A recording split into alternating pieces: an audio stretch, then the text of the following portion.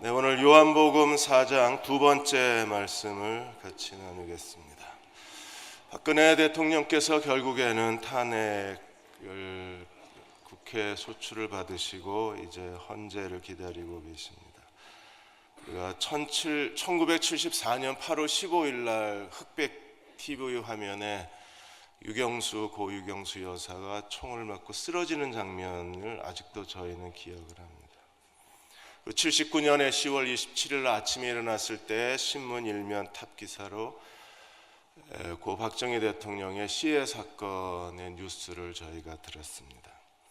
그때 박근혜 대통령께서는 22살의 어머니를 대신해서 퍼스트 레이디 역할을 하셨고 피 묻은 어머니의 한복을 자기 손으로 세탁을 했습니다. 그리고 5년 뒤에 다시 피 묻은 아버지의 와이셔츠를 세탁을 하시면서 오열을 하셨다고 그러셨어요. 그렇게 기구하게 청와대에서 부모를 다 잃으셔야 했던 박근혜 대통령이 이렇게 부끄러운 민낯을 드러나게 된 거에 대해서 저희도 이해를 할 수 없고 국민들은 더 민망한 거예요. TV에서 얼굴이 나올 때마다 쳐다보기가 정말 민망한 거예요. 왜 모든 정권마다 똑같은 길을 반복해서 걸어가는가? 정권 말기마다 이런 권력형 비리 게이트가 터지고 결국에 국가와 결혼했다고 말씀하시고 바른 정치를 하겠다고 그렇게 국민들에게 약속하셨던 박근혜 대통령도 결국엔 똑같은 길을 걸어가고 계신 거예요. 예수님께서는 제자들에게 너희가 알지 못하는 양식이 내게 있다고 말씀을 하셨습니다. 사마리아 여자에게는 영원히 목마르지 아니한 물을 주겠다고 하신 예수님이 이제 제자들에게는 너희가 알지 못하는 양식이 내게 있다. 주님의 그 양식은 뭐였나요? 하나님의 뜻을 행하고 아버지의 일을 행하는 것이 나의 양식이라. 살아가는 이유, 살아갈 수 있는 힘, 그리고 살아가야 할 목적이라고 주님이 말씀을 하셨습니다. 아버지의 뜻, 아버지의 일은 과연 뭘까요? 요한복음 4장에 주님이 그 해답을 우리에게 주셨습니다. 4장 1절에서 26절까지 사마리아 여자와 더불어 나눈 대화를 통해서 예수께서는 예배에 대해서 말씀을 하셨어요. 예배와 메시아에 대한 얘기를 하시고 오늘 4장 31절에서 38절까지는 제자들과 더불어 대화를 나누시면서 세상의 추수에 대해서 얘기하셨습니다. 추수, 선교에 대한 얘기를 하셨어요. 그래서 요한복음 4장에서 예배와 선교라는 두 개의 주제를 주님께서 제자들과 사마리아 여자에게 말씀을 하신 겁니다. 이 두 개의 주제가 무슨 의미가 있을까요? 잔 파이퍼 박사는 열방으로 가라는 책에서 선교와 예배의 패러다임에 대해서 이렇게 설명을 했습니다. 교회의 궁극적 목적은 선교가 아니라 교회의 궁극적 목적은 예배에 있다 그랬습니다.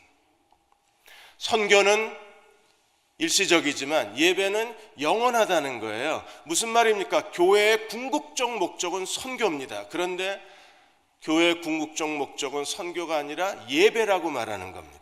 여러분, 선교가 하는 일이 무엇입니까? 사람들에게 복음을 전해서 그들이 죄와 우상에서 하나님께로 돌아와 하나님을 예배하게 만드는 게 선교입니다.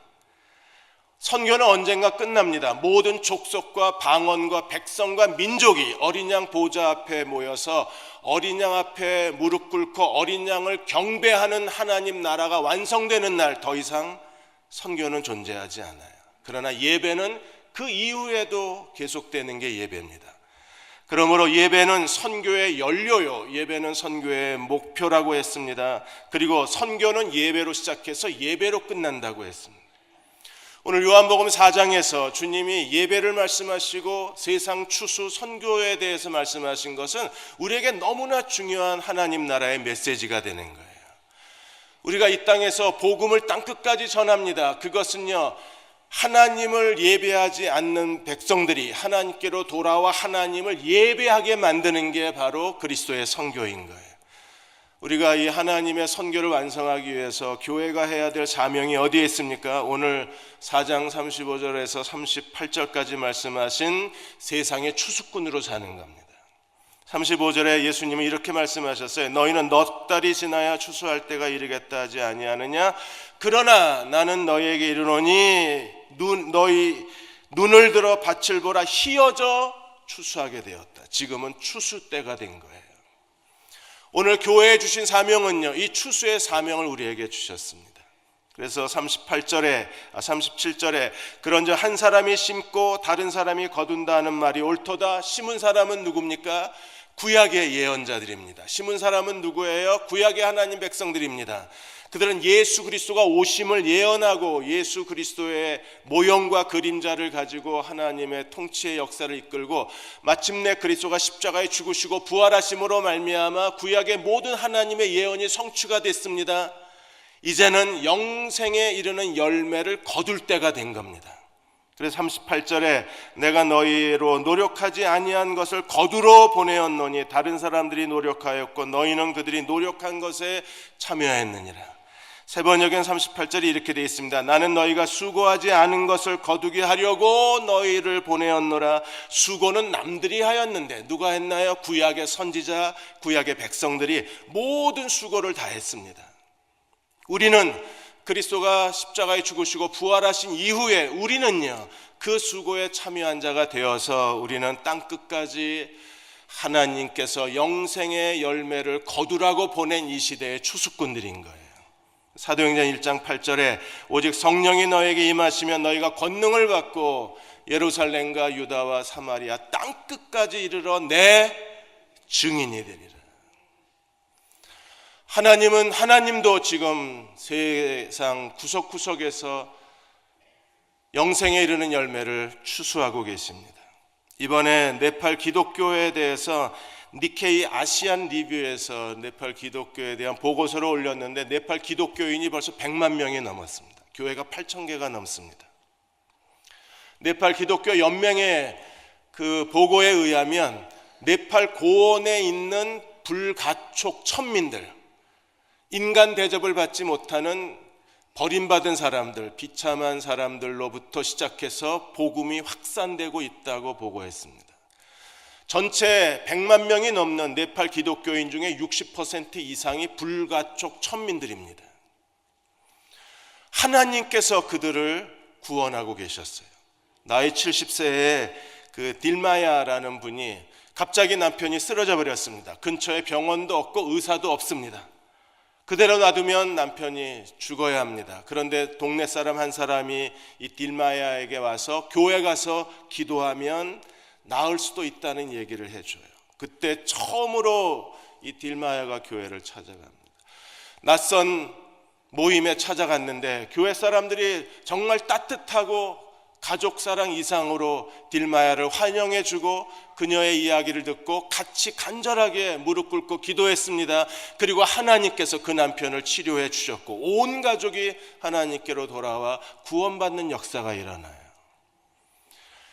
이런 불가촉 천민들만 구원받는 게 아니라 네팔의 귀족층에 있는 사람들도 주님께로 돌아오는 구원의 역사가 일어납니다. MJ 샤라는 분은 정말 돈 많은 사람이었는데 마약 중독, 알코올 중독, 도박 중독, 자기 인생을 폭력 속에 스스로 진흙탕에 빠뜨린 사람입니다. 벗어나고 싶었는데 벗어날 수가 없는 거예요. 그러던 어느 날 마을 누가 교회에 가서 예수 믿으면 당신이 변화받을 수 있다는 얘기를 듣고 그날로 교회를 찾아갔습니다. 교회 사람들은 정말 따뜻하게 이 샤를 받아들였어요. 그리고 그리스도를 믿고 그는 그 지긋지긋한 삶의 굴레에서 벗어났습니다. 샤는 이렇게 말합니다. 모든 그리스도인은 다 한 가족 같았다고, 자기를 가족처럼 받아준 교회에 감사한다고 했습니다. 작년 4월에 네팔에 지진이 일어나고 난 이후에 많은 네팔 사람들이 지금 주님께로 돌아오고 있어요. 하나님께서 친히 세상의 추수꾼이 되셔서 더 많은 영혼을 구원하고 계신 겁니다. 요한복음에도 요한복음 시작하면서부터 세상의 추수꾼 이야기가 나오기 시작합니다. 안드레는 베드로를 인도하고 그리고 빌립은 나다나엘을 인도했어요. 안드레가 베드로에게 이렇게 말합니다. 1장 41절에 우리가 메시아를 만났다, 와서 보라. 빌립이 나다나엘을 찾아가서 이렇게 말합니다. 45절에 모세가 율법에 기록하였고 여러 선지자가 기록한 그 사람 메시아를 우리가 만났으니 요셉의 아들 나사렛 예수라, 그리고 나다나엘이 구원을 받습니다. 오늘 나를 통해서 하나님은 누구를 구원하고 계신가요? 오늘 4장에서 예수님이 갈릴리로 가시다가 사마리아를 지나가셨어요. 여러분, 예수님이 갈릴리로 가신 이유는 도피 행각입니다. 4장 1절에 보시면 예수께서 제자를 삼고 침례를 주고 요한보다 제자가 많다는 얘기를 바리새인이 들었어요. 바리새인이 들었기 때문에 바리새인이 소동을 일으키면 하나님의 시간표를 망칠 위험이 있어서 예수님이 바리새인들의 소동을 피해서 지금 갈릴리로 가시던 중에 사마리아에 야곱의 운물이 있는 수가 동네에 이르게 된 겁니다. 거기서 한 여자를 만나서 그 여자와 더불어 대화를 나누시다가 그 여자로 하여금 메시아가 누구인지를 발견하게 했습니다. 그리고 그 한 여자로 인하여 수가 동네의 많은 동네 사람들이 구원을 얻게 된 거예요. 오늘 42절에 보시면 이렇게 설명하고 있습니다. 그 여자에게 말하되 이제 우리가 믿는 것은 네 말로 인함이 아니니 이는 우리가 친히 듣고 그가 참으로 세상의 구주이심을 알았노라. 그리고 마을 사람들이 구원을 받습니다. 어떻게 이 사마리아 여자가 자기가 살던 동네 사람들에게 복음을 전했나요? 그 장면을 생생하게 28절에 이렇게 기록합니다. 여자가 물동이를 버려두고 동네에 들어가서 사람들에게 이르되 내가 행한 모든 일을 내게 말한 사람을 와서 보라. 그 사람이 그리스도가 아니냐. 물동이를 버려두고 자기를 무시하고 비웃고 경멸했던 동네 사람들에게 뛰어들어가서 그녀는 큰 소리로 외쳤습니다. 와서 보라. 이 사람이 그리스도가 아니냐.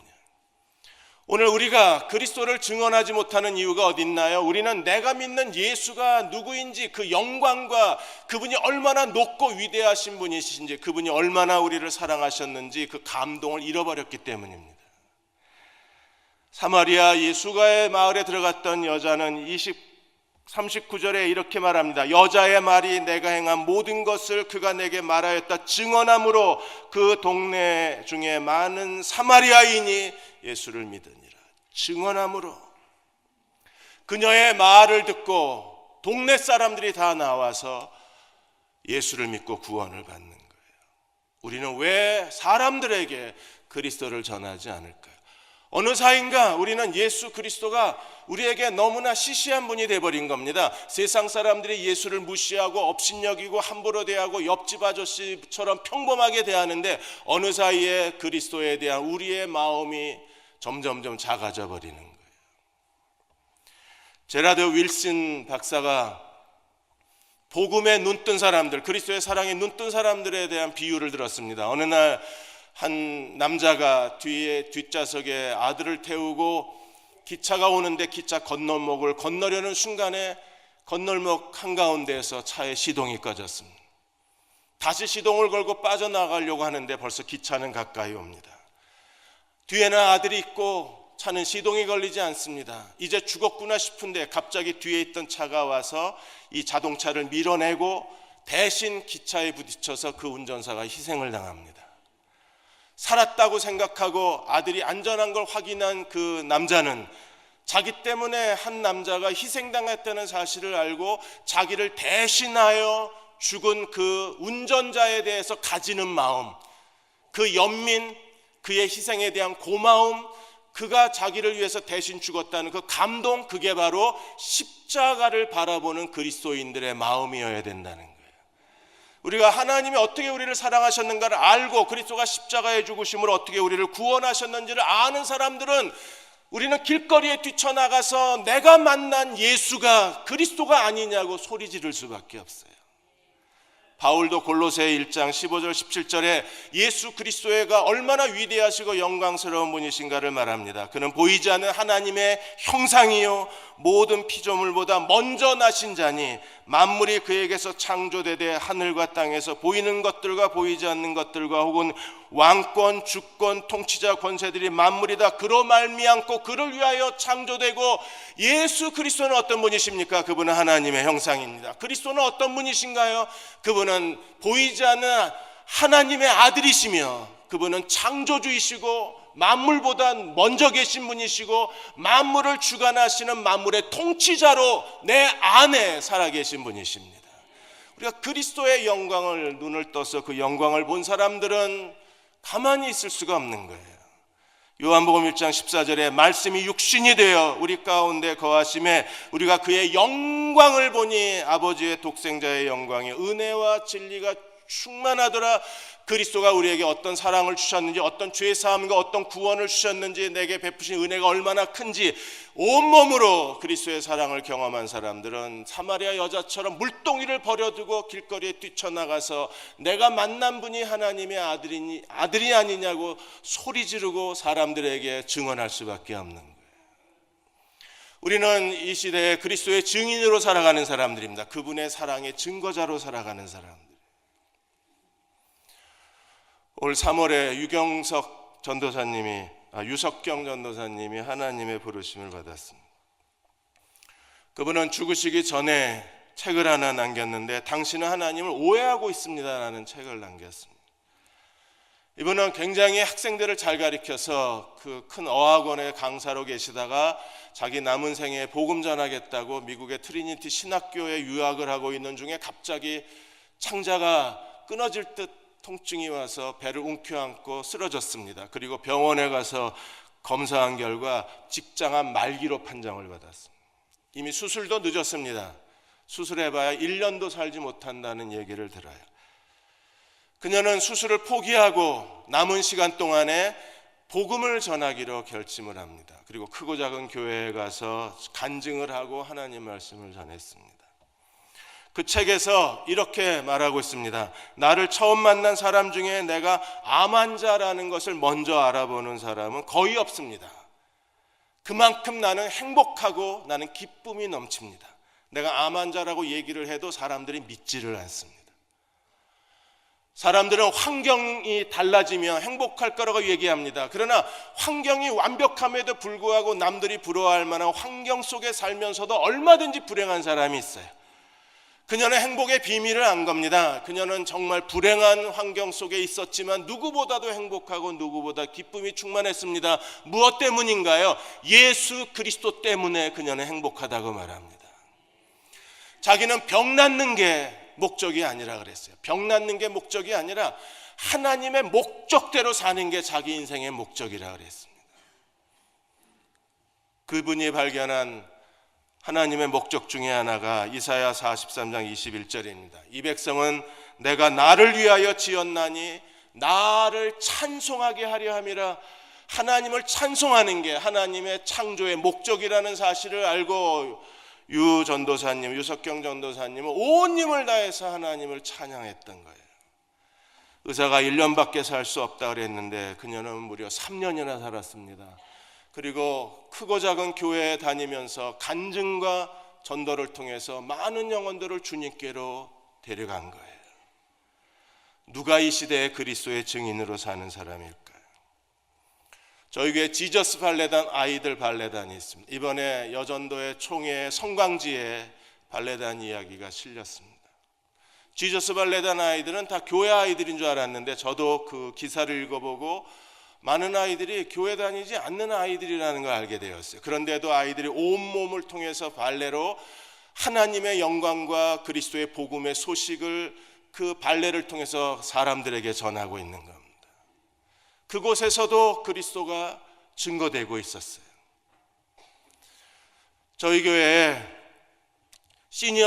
노인대학을 시니어 대학으로 바꾼 목적은 한 명의 영혼이라도 더 복음을 듣고 하나님의 사랑을 깨닫고 교회 안에 한 걸음이라도 들어오실 수 있는 기회의 문을 열어드리기 위해서 저희가 시니어 대학의 문을 열었습니다.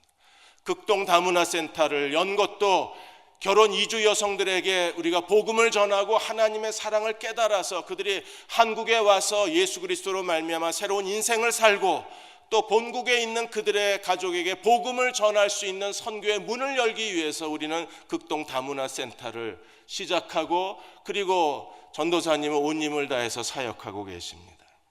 실버 교회를 세운 목적은 양로원에 계신 분들, 요양병원에 계신 분들에게 마지막으로 그들에게 복음을 전하고 죽음을 기다리는 그런 비참한 존재가 아니라 하나님 나라를 소망하며 사실 수 있게 하기 위해서 우리는 실버 교회를 세웠어요.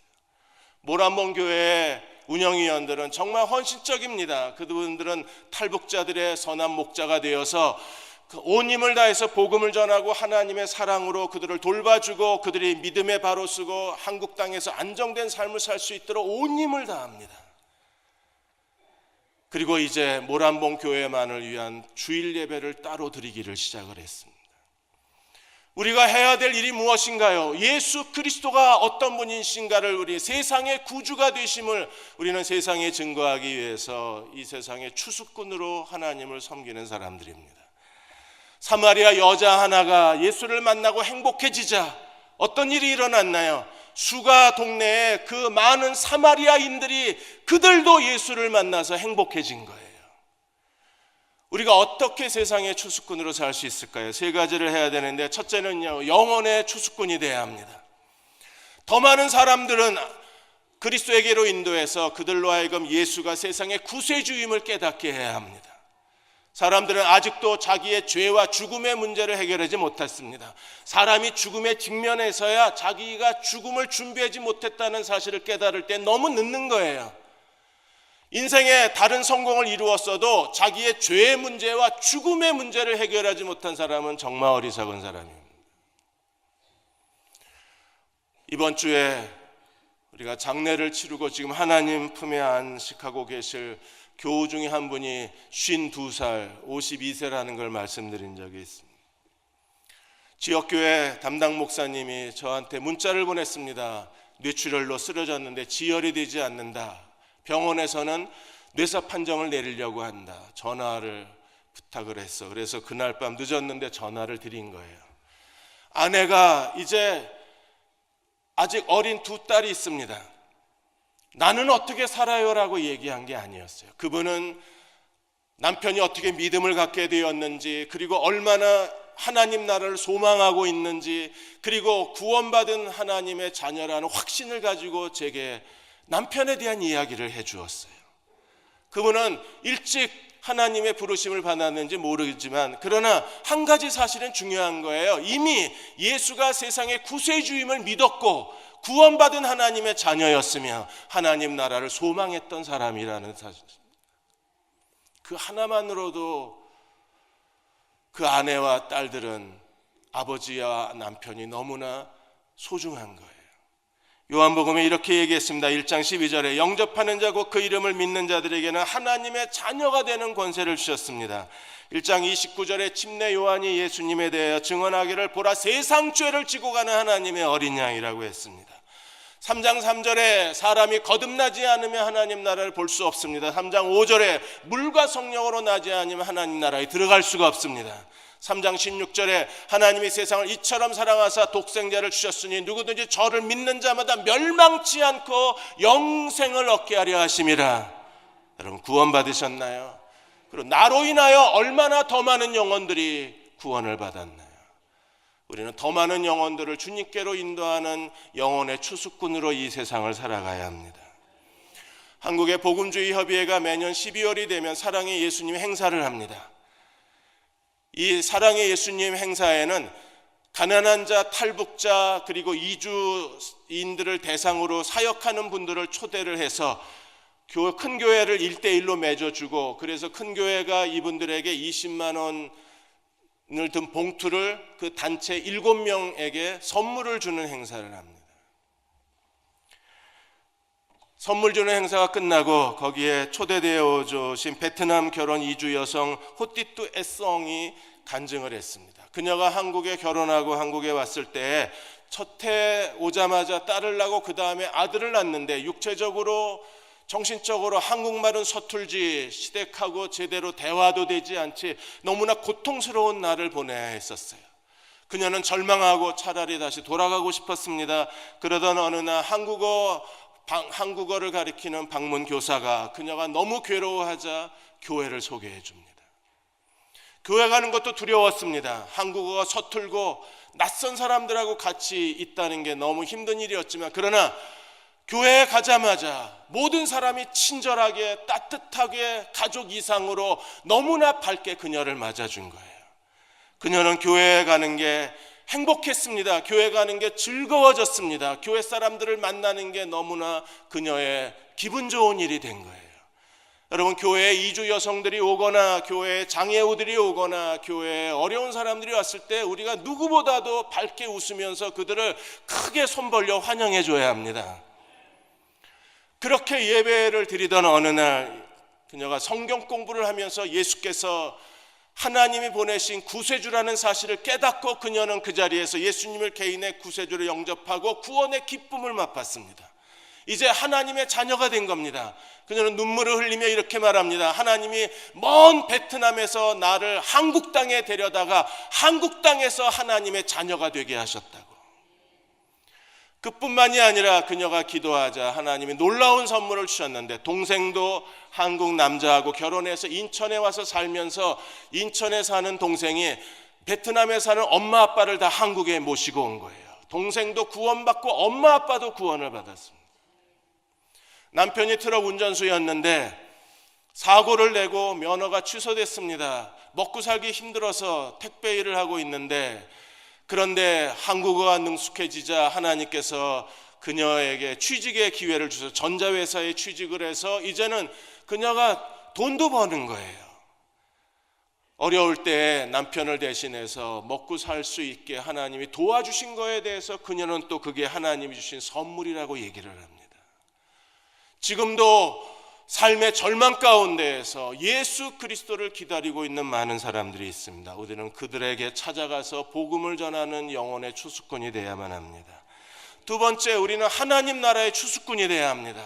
우리가 구원받은 것은요, 흑암의 나라에서, 흑암의 저주에서 하나님이 우리를 건지시고 하나님 나라로 옮겨진 사람들입니다. 그러므로 우리는 하나님 나라를 세상에 보여주고 하나님 나라를 실현해야 되고 예수 그리스도를 본받아야 되고 예수 그리스도로 옷 입는 그리스도의 사람들이 되어야 합니다. 내가 사는 것이 그리스도라고 말할 수 있는 그리스도의 종들이 되어야 합니다. 하나님 나라를 이 세상에 보여주어서 하나님 나라가 무엇인가를 세상 사람들에게 증거해 줘야 되는 거예요. 오늘 3장 27절에 침례 요한이 예수께 대해서 이렇게 얘기했습니다. 만일 하나님이 주신 바 아니면 사람이 아무것도 받을 수 없느니라. 다른 사람하고 비교할 필요도 없습니다. 경쟁하고 열등감 가질 필요도 없습니다. 우리는 하나님이 주신 대로 사는 거예요. 그런 하나님의 주권에 복종하고 사는 사람들, 그들이 하나님 나라가 무엇인가를 세상에 보여주는 사람들입니다. 3장 30절에 침례 요한이 예수님에 대해서 그는 커져야 되고 나는 작아져야 된다 그랬습니다. 날마다 예수님은 커지고 나는 작아져야 합니다. 예수님의 겸손은 점점점 커지고 나의 교만은 점점점 작아져야 돼요. 예수님께서 우리에게 주시는 모든 삶의 인도하심은 점점점 커지고 예수님의 그 평안은 점점 커지고 나의 염려는 점점점 작아져야 합니다. 우리가 완전히 그리스도께 복종되고 이 세상에서 영생의 삶을 누리게 될 때 우리는 하나님 나라를 세상에 보여줄 수 있는 사람이 될 수 있는 거예요. 사랑의 예수님 그 행사에 광야교회에 노숙인교회 광야교회에 김상기 성도도 와서 간증을 했습니다. 삼형제 중에 막내입니다. 그런데 둘째 형에게 보증을 서줬는데 둘째 형이 사업이 망한 거예요. 둘째 형이 사업이 망하면서 이 김상기 형제도 자기 인생을 망쳤습니다. 형을 대신해서 빚을 갚느라고 자기가 모아두었던 모든 재산과 집과 모든 것을 다 잃어버려야 됐었어요. 자기가 완전히 빚 털터리가 되자 아내마저도 남편을 버리고 떠나가 버렸습니다. 아들 하나 데리고 홀로 남았습니다. 고향에서 살 수가 없어서 너무 창피해서 살 수가 없으니까 이 도시 저 도시를 떠돌아다니면서 노동을 하면서 겨우 먹고 살았습니다. 그러다가 아들이 대학에 들어가자 아들마저도 떠나보냈습니다. 이제 넌 네 갈 길 가라고. 더 이상 아들을 경제적으로 도와줄 수가 없는 거예요. 서울에 무작정 올라와서 한 여관방에 들어가서 4일 동안 짜장면으로 끼니를 때우면서 제초제 한 병을 사들고 자살을 하려고 했습니다. 이제 빠져나갈 길이 없는 거예요. 제초제를 마시려고 하다가 그래도 혹시 나를 도와줄 때가 있지 않나. 그래서 가장 가까운 곳에 노숙자들 도와주는 데가 없나를 찾았더니 바로 가까운 곳에 광야교회가 있었습니다. 광야교회에 가서 노숙인들하고 같이 사는데 첫째 날, 둘째 날 지나고는 더 이상 견뎌낼 수가 없었습니다. 그 사람들의 지저분하고 냄새나고 악취가 나고 역겨운 그 사람들 옆에서 같이 지낸다는 것은 견딜 수가 없는 일이었어요. 그냥 죽는 게 낫겠다고 생각한 순간에 광야교회 목사님이 3일째 되던 날 이 김상기 씨하고 대화를 하는 겁니다. 상담을 하고, 그리고 정중하게 예배로 초대를 했어요. 그냥 낯선 예배 자리에 앉아서 예배를 드리는데 갑자기 하나님의 은혜가 덮쳐온 겁니다. 그는 예배 내내 눈물로 하나님을 예배를 했습니다. 그리고 매일 예배 드릴 때마다 하나님께서 그에게 놀라운 은혜를 주신 거예요. 어느 날 예배 드리다가 그는 결심을 했습니다. 더 이상 죽을 수 없다. 그래서 예배 끝나자마자 제초제를 가지고 화장실 변기에다 부어버렸습니다. 이제부터 나는 인간답게 살고 싶다. 그래서 뭐를 해야 될지 하나님 인도해달라고 처음으로 삶의 의욕을 되찾은 거였었어요. 그는 기도하고, 그리고 중국 요리사 자격시험을 보고 합격하고 지금 중국 요리를 훈련받고 있습니다. 그는 새로운 삶의 희망이 생겼습니다. 이제 자기가 열심히 일해서 돈을 벌어서 자기처럼 절망에 죽음만 생각하는 사람들에게 삶의 희망을 주고 예수 그리스도를 믿는 믿음을 준 이 광야교회를 자기가 평생 후원하고 자기처럼 절망한 사람들에게 삶의 희망을 나눠주는 사람으로 살겠다고 결단을 합니다. 흑암의 권세에서 종노릇했던 한 사람이 하나님 나라로 옮겨온 거예요. 그게 하나님 나라의 추수입니다. 우리가 하나님 나라가 무엇인가를 세상에 보여줘야 하고, 마지막으로 우리는요, 자기 인생의 추수꾼이 되어야 합니다. 어느 날 우리는 하나님 앞에서 자기 인생을 다 결산을 해야 합니다. 우리가 어떻게 살았는지, 어떤 사람으로 살아야 되는지, 자기 인생이 알곡인지 쭉정인지, 자기 인생에 대해서, 자아 실현에 대해서 우리는 자기 인생을 추수하는 추수꾼으로 하나님 앞에 서야만 합니다. 우리는 어떻게 살아야 되나요? 아버지의 뜻, 아버지의 일로 살아야 합니다. 예수님이 또 다른 음식을 갖고 산 것처럼 우리는요, 이 세상에서 세상 사람처럼 똑같이 먹고 살지만, 그러나 우리는 세상 사람들이 갖지 못한 또 다른 영적 양식을 가진 사람들입니다. 하나님의 뜻, 하나님의 일을 위해서, 우리의 사명을 위해서 살아가는 사람들입니다. 우리는 영과 진리로 하나님을 예배하는 사람들입니다. 우리가 하나님의 말씀으로 하나님을 예배한다고 했을 때 어떤 사람이 영과 진리로 하나님을 예배하는 참된 예배자가 될 수 있나요? 하나님의 뜻, 하나님의 일로 자기 인생을 거룩한 제물로 바치는 사람들이 이 시대에 영적 예배자로 하나님을 섬길 수 있는 거예요. 지금 내가 가고 있는 그 길은 하나님의 뜻입니까? 지금 여러분이 살고 있는 그 자리는 하나님이 우리에게 주신 길인가요? 우리가 그 길을 걸어가야 하고, 그 하나님의 우리를 통해서 가지고 계신 하나님의 목적을 완성시키는 그리스도의 종들이 되어야 합니다. 바울이 나의 달려갈 길을 다 마쳤다고 말한 것처럼 하나님이 내게 주신 그 길을 달려가는 사람들이 되어야 합니다. 하나님의 뜻은 어디서 찾을 수 있을까요? 우리가 하나님의 뜻과 하나님의 일을 물을 때 하나님 우리에게 가르쳐 주시고 말씀해 주십니다. 어떤 때는 인생의 가장 큰 고통과 인생의 가장 큰 괴로움 속에서 우리는 하나님의 뜻을 발견할 때도 있습니다. 청소년 폭력 예방센터 재단을 세우신 김종기 이사장이 그런 분입니다. 이분은 서울의 남서울교회에 출석하고 계신 분이신데, 지금 이 청소년 폭력 예방 재단이 NGO 단체가 되어서 거기서 일하는 직원이 330명이 넘습니다.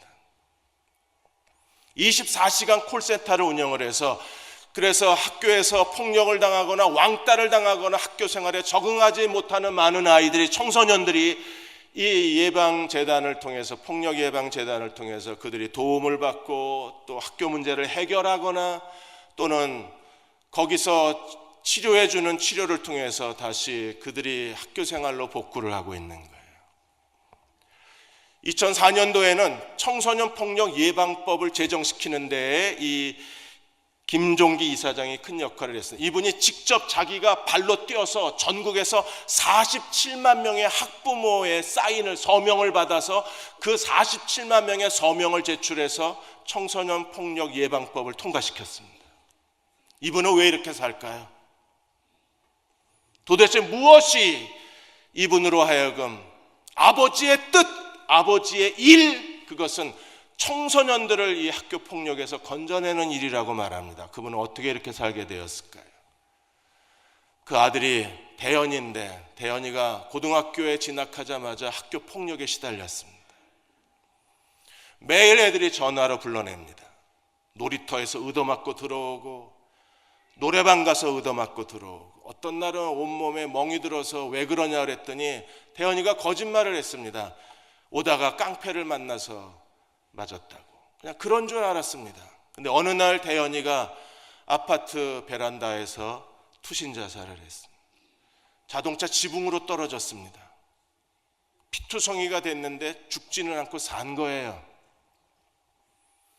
근데 이 아이가 다시 걸어서 자기 아파트 현관문 앞에 선 겁니다. 그 현관문 앞에 피가 고여 있었어요. 경찰이 얘기하기를 한참을 서 있었던 것 같다고. 살아야 되나 죽어야 되나 고민을 했겠죠. 그러다가 이 아이가 다시 옥상으로 올라갑니다. 그리고 두 번째 투신을 해서 죽습니다. 아버지가 아들이 그렇게 두 번씩 떨어져 죽었다는 말을 듣고 얼마나 학교 폭력이 지긋지긋했으면, 피투성이가 된 몸을 끌고 와서 멍하니 서 있다가 다시 올라가 죽을 정도면 얼마나 이 아이가 고통이 컸나. 그냥 땅이 꺼지고 세상이 다 꺼져버리는 것 같은 절망감을 느낀 거예요. 그런데 그 절망감에서 아버지는 자기 인생의 새로운 사명을 찾은 겁니다. 아들의 죽음을 헛되게 하고 싶지 않다. 내 아들처럼 죽는 아이들이 이 세상에 없었으면 좋겠다. 그리고 회사에 사표를 냅니다. 회사에 그분이 임원이었었는데 사표를 내고, 그때부터 평생을 폭력에 시달리는 청소년들을 위해서, 왕따로 스스로 고립된 아이들을 위해서, 자기 방의 어둠 속에 웅크리고 있는 아이들을 위해서 자기 생애를 쏟아붓기로 한 거예요. 우리는 인생을 대충 살 수 없습니다. 어느 날 하나님 앞에 가서 결산을 해야 되기 때문에 시간을 허비할 수도 없습니다. 우리는 하나님의 뜻, 하나님의 일을 따라서 자기 인생을 거룩한 제물로 하나님 앞에 바쳐야 합니다. 언젠가 내가 내 인생을 추수할 때에 착하고 충성된 종아 잘하였다 칭찬을 듣기 위해서 올 한 해 마무리를 하면서 우리가 더 자기 인생을 끌어안고 나로 말미암아 더 많은 사람들이 하나님께로 구원받고, 나 때문에 더 많은 사람들이 그리스도의 사랑으로 변화되어지고, 무엇보다도 내 인생이 하나님 앞에 가치 있는 인생이 되도록 자기 자신을 하나님께 드리는 거룩한 종들이 되시기를 주의 이름으로 축원합니다.